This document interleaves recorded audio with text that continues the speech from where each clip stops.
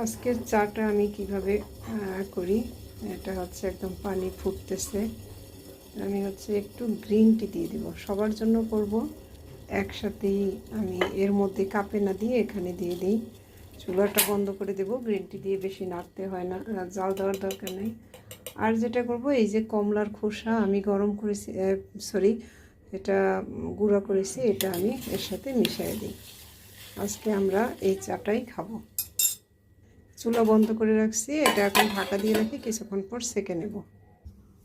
চাটা এবার সেঁকে নেই।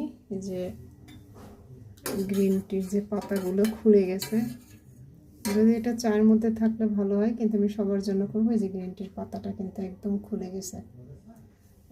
গ্রিন টির এই জিনিসটা আমার খুবই ভালো লাগে, পাতাগুলো দেখতে খুব সুন্দর। এবার চাটা আমি সেঁকে নিচ্ছি। কালারটা যেমন সুন্দর আসছে, ফ্লেভারটা খুব সুন্দর,